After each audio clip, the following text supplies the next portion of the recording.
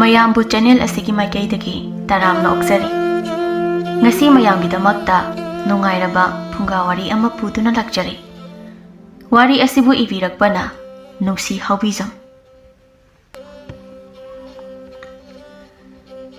ꯊꯥꯏꯅ ꯃꯃꯥꯡꯉꯩ ꯃꯇꯝ ꯑꯃꯗ ꯂꯣꯏꯕꯤ ꯈꯨꯂꯦꯟ ꯀꯧꯕ ꯆꯤꯡꯒꯤ ꯈꯨꯜ ꯑꯃꯗ ꯊꯥꯗꯣꯏ ꯀꯧꯕꯤ ꯃꯁꯛ ꯃꯇꯧ ꯐꯖꯕꯤ ꯂꯩꯁꯥꯕꯤ ꯑꯃ ꯂꯩꯔꯝꯃꯤ꯫ ꯊꯥꯗꯣꯏ ꯃꯁꯛ ꯃꯇꯧ ꯐꯖꯕꯇ ꯅꯠꯇꯅ ꯁꯨꯕ ꯅꯣꯝꯕ ꯌꯥꯝꯅ ꯀꯟꯕꯤ ꯃꯤꯀꯧ ꯃꯤꯔꯝꯁꯨ ꯐꯖꯕꯤ ꯅꯨꯄꯤ ꯑꯃ ꯑꯣꯏꯔꯝꯃꯤ꯫ ꯊꯥꯗꯣꯏꯁꯤ ꯆꯤꯡꯃꯤ ꯅꯤꯡꯉꯣꯜ ꯑꯣꯏꯖꯔꯒꯁꯨ ꯃꯍꯥꯛꯄꯨ ꯄꯣꯛꯄꯤ ꯃꯃꯥ ꯏꯕꯦꯝꯃ ꯑꯗꯨꯗꯤ ꯇꯝꯒꯤ ꯅꯤꯡꯉꯣꯜ ꯑꯣꯏꯕꯅ ꯊꯥꯗꯣꯏ ꯄꯤꯛꯂꯤꯉꯩꯗꯒꯤ ꯍꯧꯅ ꯇꯝꯗꯗ ꯑꯅꯝꯕꯅ ꯆꯥꯎꯔꯛꯄ ꯑꯣꯏꯔꯝꯃꯤ꯫ ꯑꯗꯨꯕꯨ ꯃꯃꯥ ꯏꯕꯦꯝꯃꯅ ꯂꯩꯈꯤꯗꯕ ꯇꯨꯡꯗꯒꯤ ꯃꯥꯁꯨ ꯇꯝꯗ ꯈꯣꯡꯗꯥꯕ ꯂꯦꯞꯈꯤꯕ ꯑꯣꯏꯔꯝꯃꯤ꯫ ꯑꯗꯨꯃꯛꯅ ꯃꯥꯗꯤ ꯋꯥ ꯉꯥꯡꯕꯗꯁꯨ ꯑꯅꯝꯕ ꯃꯇꯝꯗ ꯂꯣꯟ ꯈꯣꯏꯔꯝꯗꯦ꯫ ꯅꯣꯡꯃꯒꯤ ꯅꯨꯃꯤꯠꯇꯗꯤ ꯊꯥꯗꯣꯏ ꯃꯀꯣꯛꯇ ꯁꯝꯗꯨ ꯌꯥꯟꯗꯨꯅ ꯃꯇꯥ ꯁꯣꯝꯗ꯭ꯔꯩꯕꯨ ꯂꯣꯛꯇ ꯏꯁꯤꯡ ꯁꯣꯛꯂꯨꯁꯤ ꯍꯥꯏꯅ ꯍꯧꯕ ꯂꯥꯛꯂꯝꯃꯤ꯫ ꯊꯥꯗꯣꯏ ꯁꯣꯝꯗ꯭ꯔꯩ ꯍꯣꯏꯒꯤ ꯁꯨꯃꯥꯡꯗ ꯂꯦꯞꯇꯨꯅ "ꯏꯇꯥ ꯁꯣꯝꯗ꯭ꯔꯩ!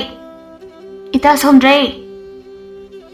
ꯁꯣꯝꯗ꯭ꯔꯩ ꯃꯤꯅ ꯀꯧꯕꯗꯨ ꯇꯥꯕꯗ ꯏꯃꯨꯡꯗꯒꯤ ꯃꯈꯣꯜ ꯏꯁꯤꯁꯤꯅ ꯈꯨꯝꯂꯛꯂꯝꯃꯤ꯫ "ꯀꯅꯥꯔꯥ?"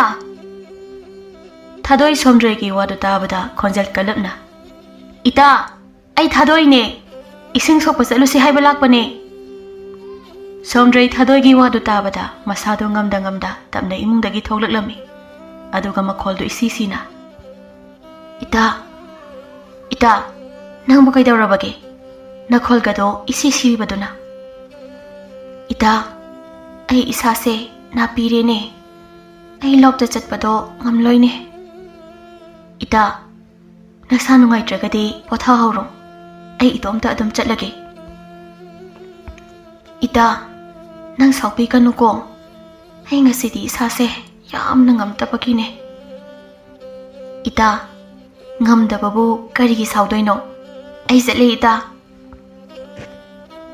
ꯑꯁꯤ ꯍꯥꯏꯗꯨꯅ ꯊꯥꯗꯣꯏ ꯁꯣꯝꯗ꯭ꯔꯩ ꯍꯣꯏꯗꯒꯤ ꯃꯇꯣꯝꯇ ꯊꯣꯛꯂꯛꯂꯝꯃꯤ꯫ ꯊꯥꯗꯣꯏ ꯃꯇꯣꯝꯇ ꯏꯇꯟ ꯇꯟꯅ ꯂꯣꯛ ꯇꯝꯅ ꯁꯨꯝ ꯂꯥꯛꯄꯗ ꯂꯣꯛꯄꯥꯟ ꯌꯧꯔꯛꯂꯝꯃꯤ꯫ ꯃꯇꯝꯗꯨꯗ ꯃꯀꯣꯛꯇꯒꯤ ꯁꯝꯗꯨ ꯊꯥꯗꯨꯅ ꯁꯝ ꯃꯅꯨꯡꯗ ꯌꯥꯎꯔꯤꯕ ꯄꯨꯟꯗꯨ ꯂꯧꯊꯣꯛꯂꯝꯃꯤ꯫ ꯇꯥꯟꯖꯥꯗꯨꯗ ꯊꯥꯗꯣꯏꯅ ꯐꯝꯂꯤꯕ ꯑꯗꯨꯒꯤ ꯅꯥꯀꯟꯗ ꯂꯩꯔꯤꯕ ꯃꯣꯡꯁꯣꯡ ꯑꯗꯨ ꯐꯦꯔꯦ ꯐꯦꯔꯦ ꯍꯥꯏꯔꯛꯂꯝꯃꯤ꯫ ꯃꯗꯨ ꯎꯕꯗ ꯊꯥꯗꯣꯏ ꯃꯁꯥꯗꯨ ꯏꯄꯥ ꯄꯥꯈꯠꯂꯝꯃꯤ꯫ "ꯏꯁ, ꯀꯔꯤꯅꯣꯅꯦ?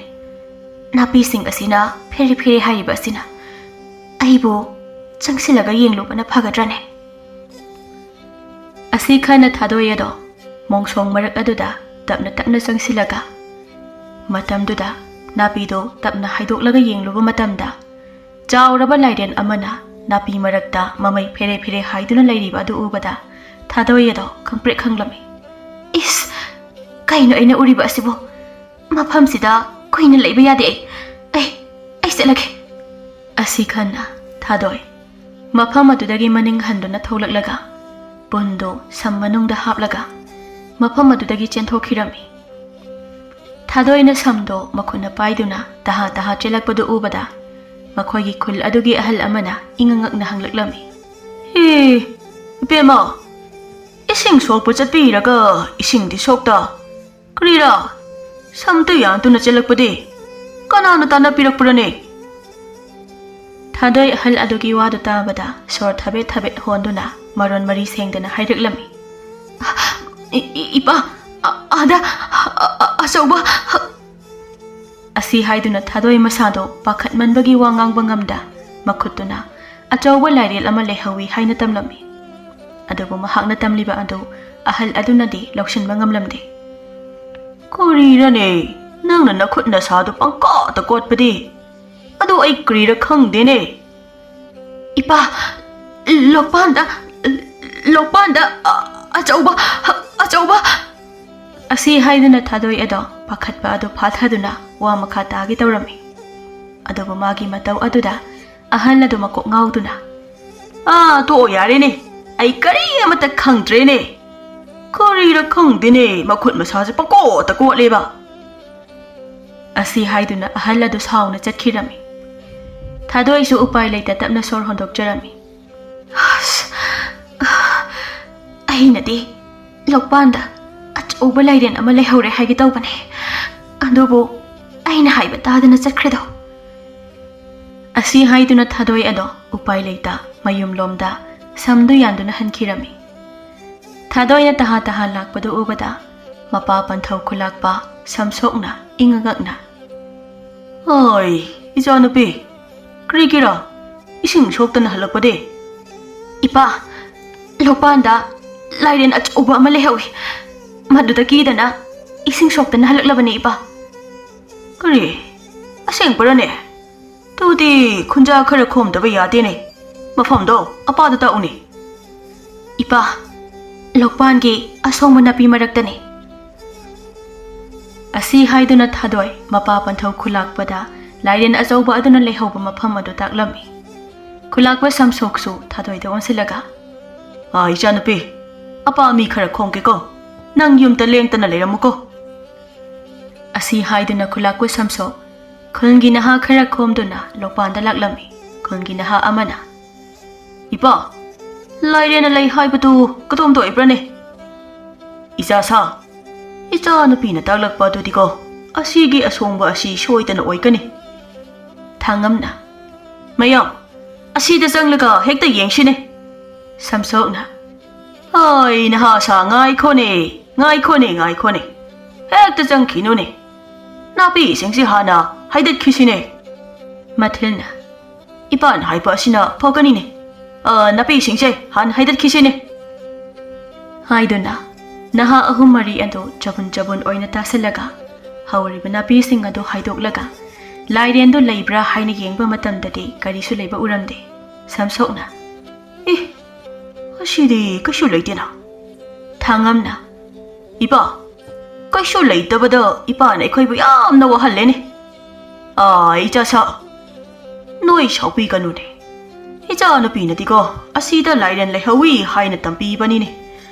Ai diko janapi na haipa aduda asengpa oirapoi khanpi banine. Mathilna. Yare, leitrabani na ko hanpirase. Haiduna naha ahum mari ando arembada kaisinatabada wahanjare hainaduna hannakirami.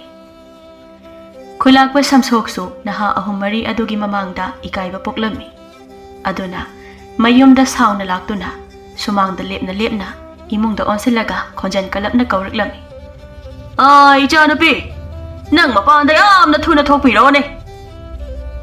Thadoiso mapabungna kaubado taraduna mapanda paraparak thoklaktuna langtaknaba khonjelda. Ipa, Lairel do pharabra. Karaidagi Lairel la. Ha. Aina ko. Khulgi naha ahum mari du houduna. Nangna takpiba mafam aduda chalubani ko.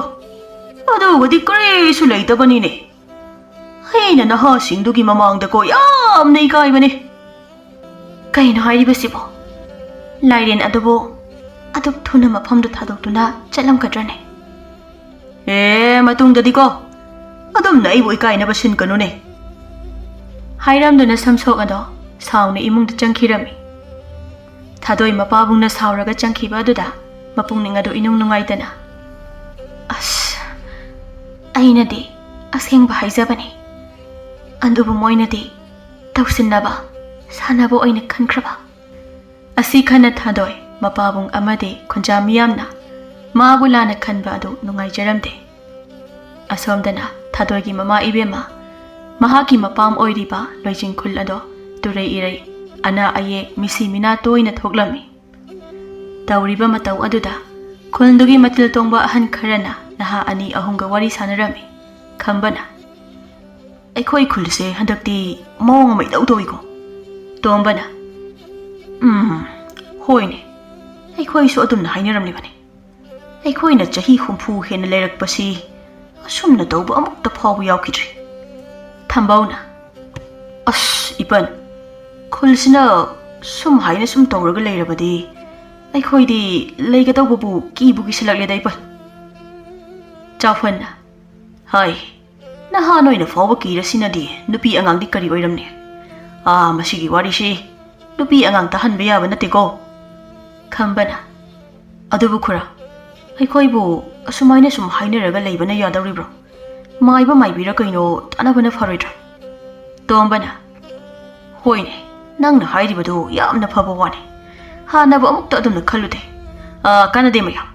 mayam punna khanaduna maibra maibira ama tananaba tawsi haiduna khunja miyam do kadaida maiba ahaiba lei kanana phani haina kupna khanarami namit adugi ahing matamda thadoi do asum tumlambadagi komlen manglan cha ama manglami komlen manglan cha aduda thadoi do mama ibima sakhiga loinana chingmai amada pamdagi hensang nabi mayam ama hektuna leirami thadoina ima wanglen si so thingzilakle ngasi gidi hekliba hensang nabi asina yahalase yumda hannaba tawrase ibema asi khakna yakhiroi ngai hak hekhisi kaisu thengri thadoi mama na ngai hak hekhisi haiba duda kaisu haida tumina adumak hangam pambi ama ani phuklami matamsu asum thengzilakpa duda thadoi pakhatna ima wanglen si tai khidawre yumda halasiba ibema kaisu tawroi ngai hak hekhisi ima ching lambi ne hanbada horen sa kai thengnarabadi awaba taba tare hannaba tawrasiba aina kaisu tawroi hairabadi tawroi tumina layu kaidauge thadoi mamana saurakpa duda kaisu haiba ngamjada pakhana khotpi ani du takna duna adumak leplaga leirami tanja aduda karomdagino khanghaudana kairel kaijau amana ngangbagi makhol taraklami ima ima kai lae asi haiduna thadoi do mamai leithorakpada mama ibemado leiramdaba adu ubada thadoi pakhatna mapi ira chena ima ima ima matamduda kairen kaijau ama ngangduna thadoi tamna sangsilikliba adu ubada thadoi pakhatna ima ima ima asi haiduna maning handuna chatpada lokchap amada thadoi khongpham chahaudabadagi chingmaidagi nanthagi tawrami matamduda thadoi ado afing afai oina mikap tholaklami ima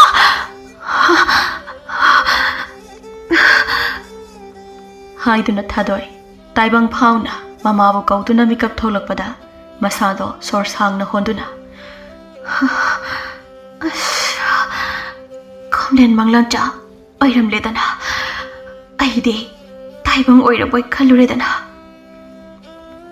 haiduna thadoi ado tapna mamaida kariba humang irik singado makuna teithokjarami mathangi ayuktana loijing khongi miyamdo kupna khanaraba tungda khongi machin chatpa ahal ani ahum thangnaba khonda leiba maibi amagi da laklami ahal singado ubada maibi tamubi ado ingangakna kaino tada hoi mayam hekta haunaraga aigi da lakliba sibu kari aruba waphamga leirabage chawfanna ima maibiga tana daba yadaba arubu wafum ama leibage aikhoi mayam haunaraga hekta ima maibigi manakta laklabani tadagi wata sidi yamna luba wafambu mankreda tombana othona lukrabu wafamni asi haiduna tombana maibi tamubida makhoigi khungi oiriba phibam adu tamjarami tombana ima maibina khunja miyamgi awaba asidadi kokpinaba lambi amata yatpidaba yadabani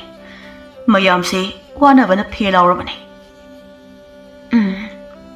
tada hoi mayam thoina wabirunu aina ima laimaral sidabida laitainaba ngambra haina yenge hai monbi nangbu laimangse amuta teithoklu laune monbi mamana kaurita tabada isau langlangdana tholaklami aduga sauri laimangdo lam tairini haina tawribado amuk han taibado ubada tamubi khonjan kalapna hai aina nangbu laigi lam taibada hanba yade ataiba nakal amada adum tayu haiba natra nangbo takdo sulawdini mase hone takpada lawdi khanglabadi kaurakpagi mahutta imana adum tairadi phadauba asi haiduna monbi to isu sugalaga changkhirami tamubi masanupina isau irang tawraga changkhriba adugi tungda yengune mase ainadi khara ingtapnabani haidana monbi haina phawba kaure aduga mana tawthorliba asina akhaba phangba ngakta tamubi ngang luraga ahal mayam phamlibada ubada noksinaduna tada hoi mayam waroba yadeko isa napi se khara mangau thire aduna mila ilaktega khangdabani kaisu kaideda Tawagibudi ibemagi isa nupi asida nateda. Angang ayambana asumna loina tongnareda. Hoi dada. Ado wari sinungairi. Ado bo ai dada hoi gido. Ima laimerel sidabi amukta hangalukigeko. Asi haiduna tamubi. Laisang adugi laimangda lam tairiba adugi nakanda sangsinduna phamlaga. Mamit jena uisinduna. Masindasu lairon kharasu leptana solami. Matamduda Maibi tamubigi mitmangda tapna tapna Kunja miyamna sakhi mama masabu Huran bini haiduna phuraga tanthokiba adu uraklami. Madudagi sakhina kaptuna Kun koliba laining thau adugi laimangda hikna kapjaba adu uraklami.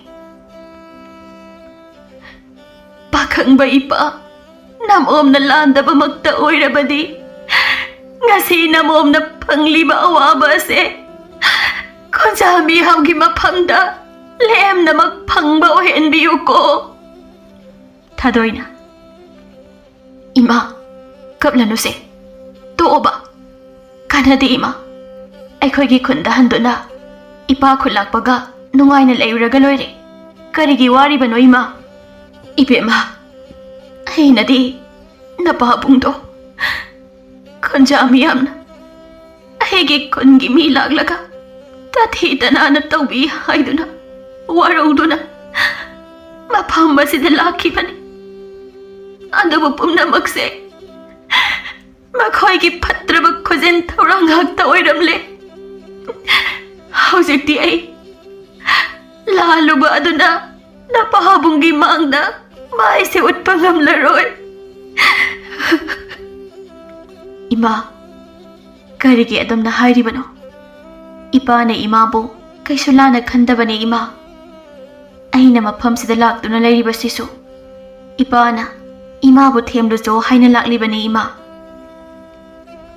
Madu haiduna thadoine mamabu namdana themlaga makhoigi khonda pukhirami Adubu numit aduda nangkhiba ikaiba piandaba sauningba mayam aduna sakhi ado wakhal laiman kangduna adumak yaibi thawai thakirami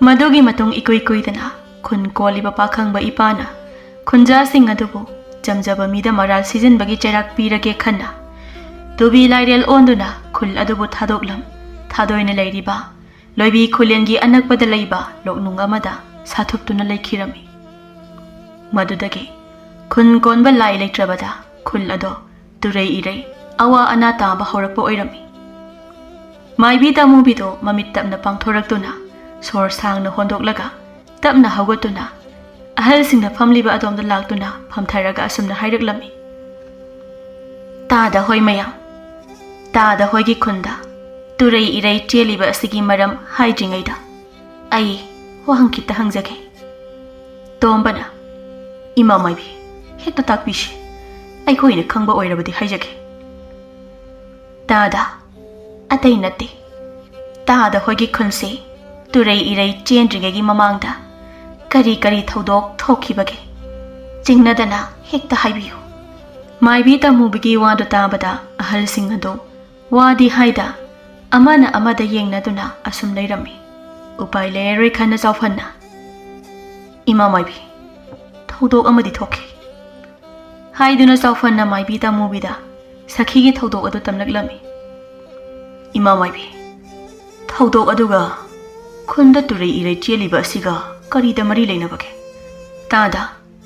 Tada hoigi khunna turei irei cheliba asigi thodok aduna maram oiragani Aina khanglabani madugi sakhi haibi tawba ngambido Mana chingda leiraga phattaba mahai tamluraga khunda awa ana tahanba soidana oigani haida Tombagi wa adu tabada tamubina Soire Tada hoi mayamna khaliba ado onare Asi haiduna maibi tamubina Mahaki mamita ima laimerel sidabina uhanba pumba tamjarami Tomana Ima maibi na hairiba asibu Tada hoi mayamna Aigi wase thaja bitrabadi Khunda amukta satuna Asengba ado khangdoknaba Numit aduda potmang chemang tawi hairiba nupi aduda Asengba hayu haina amukta wahang pahang tawbiyu Chawhana Phare, ngasigidi akhoi su hankrage. Aduga asengba adu khanglaga amuk lakjarage. Asi haiduna ahal sing adu hankirami. Ahal sing do makhoi khul hek yaubaga. Sakhina pot hurali haina thodok thogan khiba nupi adugi yumda laktuna. Tombana. Hai Chaibi. Chaibi. Nang amuk ta thora ula. Wa haike. Chaibi ahal sing na kaubudu tabada mapanda purple thoraklami. Mama, kari leirabage. Kaino mayam hekta haunaraga laklibasibu ai phida thajage. Asi haiduna Chaibi mayam haunana lakpa aduda kari leirabano khana masado kitang khoktakti charami. Chawfanna. Yari yari. Ai khoina laklisi atagi nate. Asi haiduna Chawfan haukiba thodok adugi maramda hanglaklami. Chaibi Chawfanna Sakhina pot huraliba ado karino haina hanglaklami. Chaibi hanglakliba wahangdu tabada khumpham khangda tumina adumak leplaga leirami. Tombana. Ibema, seengna hayu. Nangna asengba haidrabadi khunja miyamse loina wana dauribani. Khura, mama, nachabu amukta ngakpiyo. Haiduna Chaibi matam amada Sakhina mapamda halaktuna leiba matamda mapuroibana Sakhida nattaba mityeng yengba aduda mapuroibada madu tawbigano haijaba adu tabidaba aduda khanpham khangdabana Chaibina Sakhibu huran bini haijinduna khul adudagi namdana tanthokhinaba tawbane haina haireklami. Asumna asengba adu khanglabada ahal kharana maibi tamubigi manakta laktuna kari thoram tawraga khunja miyamna turai irai cheliba adu phagani haina hangjarami. Mayamna haijaba adudagi maibi tamubina khun koliba laining thau pakhang babu laitainarami. Asumna haijabadagi laining thau pakhang basu penbirami. Laitainaba numit adugi ahingda thadoigi khomlen manglan chada lokta ising sokpani haina chatpada tubi lairel ama thengnarami. Thadoi tubi lairel adu ubada pakhana chenge tawrami. Matamduda tubi lairel aduna asumna haireklami. Ibema kigano ai asai lining thau pakhang bagi kaidong oiba khongnet sani. Yengoi hayeng yenda anganbada mapham asida lau. Matamduda yai ama thingnagani. Haiduna tubi lairel ado phutlauna mangkhirami. Tubi lairel aduna mapham khangdana mangkhiba aduda thadoi aping aphai oina mikap tholaklami. Thadoi mathangi ayukta tubi lairel aduna taklamba mafam aduda lakwa matamda yai ama thengnarami. Mahakna phangliba yaido taibang oiba kanada so haidoktana chena irat thongni tawjaduna nungaina pankhirami.